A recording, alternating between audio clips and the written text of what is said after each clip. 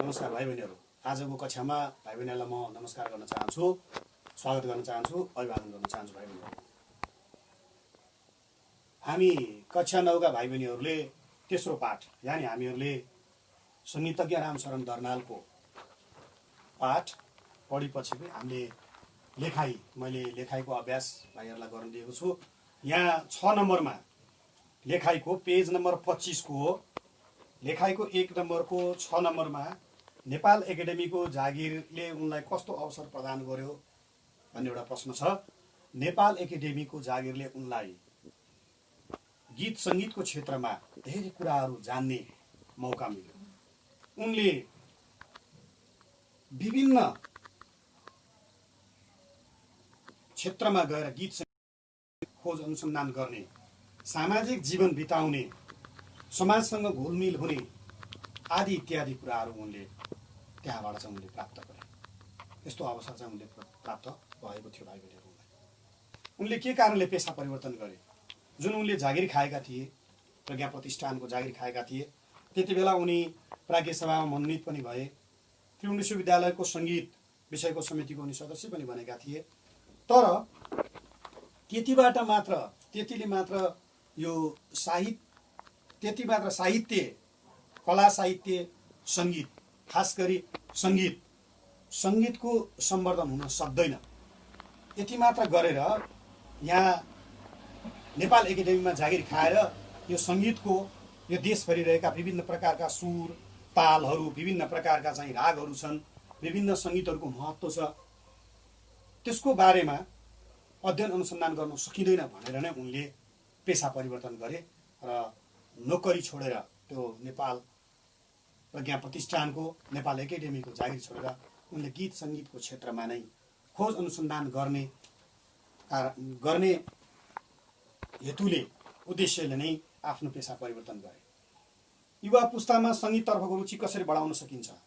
हो, अहिलेका युवाहरूलाई हाम्रा गीत सङ्गीत, हाम्रा वाद्ययन्त्रहरू, हाम्रो ताल, हाम्रो सङ्गीत, हाम्रो सुर, हाम्रा रागहरूको बारेमा उनीहरूलाई बढीभन्दा बढी जानकारी दिएर, त्यसको महत्त्व बुझाएर, अनि हाम्रा परम्परागत वाद्य सामग्रीहरू, बाजा गाजाहरूलाई, इन्स्ट्रुमेन्ट्सहरूलाई अहिलेको आधुनिकीकरण गरेर, समय सापेक्ष अहिले चाहिँ सन्दर्भमा परिवर्तन गरेर, त्यसलाई रूपान्तरण गरेर हाम्रो आफ्नो सङ्गीतको महत्त्व दर्शाएर अहिलेका युवा पुस्ताहरूलाई पनि हाम्रो सङ्गीततर्फ उनीहरूलाई चाहिँ आकर्षित गराउन सकिन्छ, उनीहरूको रुचिलाई चाहिँ बढाउन सकिन्छ भाइ बहिनीहरू।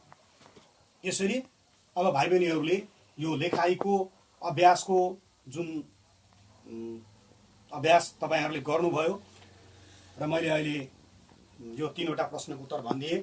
आज म तपाईँहरूलाई एउटा व्याख्या गर्नुहोस् भन्ने जुन एउटा 4 नम्बरमा 5 नम्बरमा छ, म त्यसको बारेमा भन्दैछु।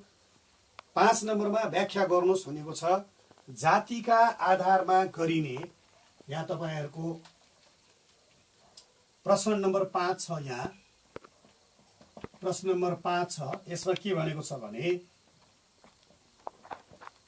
जातिका आधारमा गरिने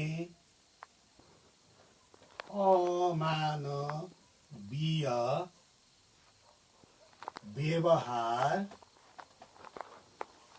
मानवता विरोधी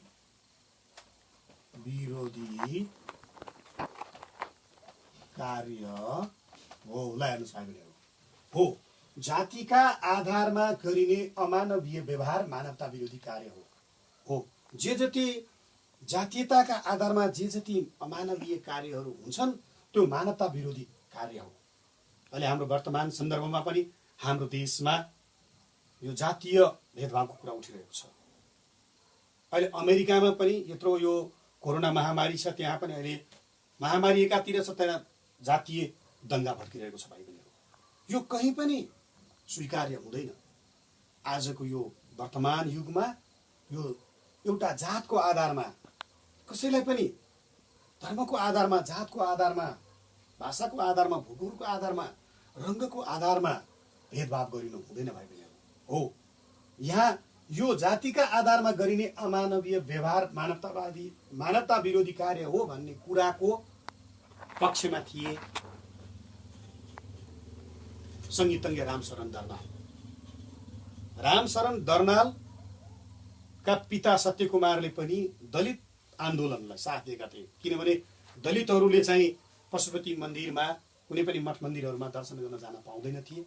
त्यति बेला जुन एक प्रकारको त्यहाँ पशुपतिमा रोक थियो, प्रवेश पाउँदैन थिए, त्यति बेला प्रवेश पाउनुपर्छ भन्ने आन्दोलन गरेका थिए उनका पिता सत्यकुमारले हो। त्यसैले जातिका आधारमा कसैलाई पनि भेदभाव गरिन्छ, अमानवीय, मानवले गर्ने व्यवहार होइन त्यो अमानवीय व्यवहार गरिन्छ भने त्यो मानवतावादी विरोधी कार्य हो। यो संसार आज यति विकसित भइसक्यो, यो वैज्ञानिक युगमा, आजको अन्तरिक्ष युगको, आज हामी मानिसहरूले सबैको रगत एउटै हुन्छ भन्ने कुरा बुझेर, सबैको समस्या एउटै हुन्, सबै एउटै दाजुभाइ हुन्, को टाढा को नजिक, को यो जात को त्यो जात, त्यस्तो भेदभाव गर्ने होइन। आज हामी सबै एउटै हौँ। संसारमा हेर्ने भने दुईवटा जात हुन्छन्, एउटा स्त्री एउटा पुरुष, यो बाहेक अरू कुनै जात छैन।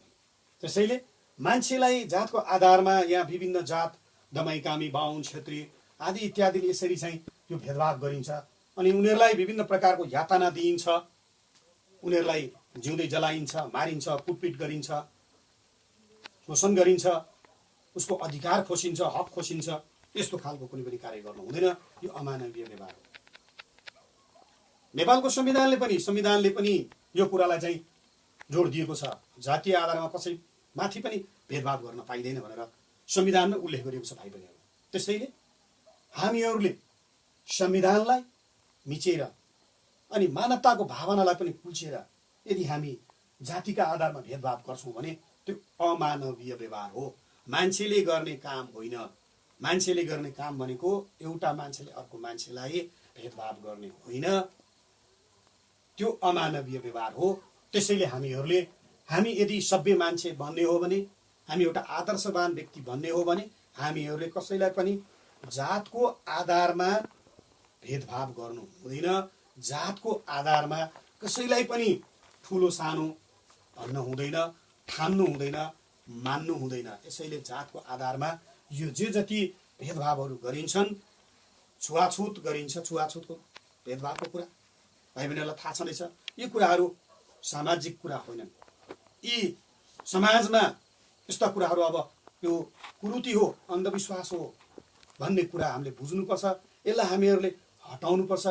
त्यसको लागि हामी सबैले अगाडि बढ्नुपर्छ अनि चेतनाको विस्तार गर्नुपर्छ। मान्छे जब शिक्षित हुन्छ नि तब मान्छेले बुझ्छ अनि मान्छेले शोषण गर्नु हुँदैन, जातभातको आधारमा भेदभाव गर्नु हुँदैन, छुवाछुतको कुरा राख्नु हुँदैन, छुवाछुत गर्नु हुँदैन भन्ने कुरा बुझ्छ भाइ बहिनी। त्यसैले शिक्षा चेतना चाहिन्छ।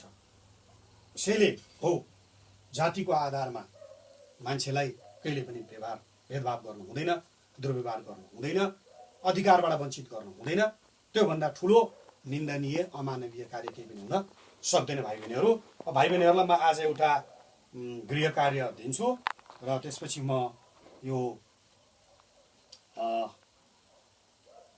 अनि टुङ्ग्याउँछु भाइ बहिनीहरू। तपाईँहरूले यही 5 को ख, यो 5 को क हो मैले गरेको, तपाईँहरूले 5 को खलाई चाहिँ तपाईँहरूले गर्नुपर्छ। 5 को खमा के लेखेको छ भने साँचो अर्थमा लेखक त्यही हो जो प्रतिकूल परिस्थिति र कठिन अवसरमा पनि आफ्नो लेखनलाई निरन्तरता प्रदान गरिरहन्छ, आफ्नो साधनाबाट कहिले विमुख हुँदैन, टाढा हुँदैन। भनेको मतलब लेखकले जस्तै किसिमको अप्ठ्यारो परिस्थिति आइपरे पनि, कठिन अवस्था आइपरे पनि उसले आफ्नो लेख्ने क्रमलाई निरन्तरता दिन्छ, त्यो कहिले पनि आफ्नो साधनाबाट, आफ्नो अभ्यासबाट विमुख हुँदैन, टाढा हुँदैन। यो किसानको जीवनमा पनि लागू हुन्छ, यो व्यापारीको जीवनमा पनि लागू हुन्छ, सबै विद्यार्थीको जीवनमा पनि लागू हुन्छ, सबै मानिसको जीवनमा लागू हुन्छ। यहाँ लेखकको उदाहरण दिनुभएको छ यो किताबको लेखकले। त्यसैले तपाईँहरूले के बुझ्नुहोस् भने यो चाहिँ हामीले जुन काम गर्छौँ त्यो कामबाट हामी कहिले पनि टाढा हुनु हुँदैन। जस्तो किसिमको परिस्थिति आओस्, असहज वातावरण बने नि तर हामी आफ्नो गन्तव्यमा पुग्नको लागि हामीले आफ्नो साधना कहिले पनि छोड्नु हुँदैन। यो चाहिँ 5 को ख तपाईँहरूले गर्नुहोस्। आजलाई यति नै भाइ बहिनीहरू, धन्यवाद।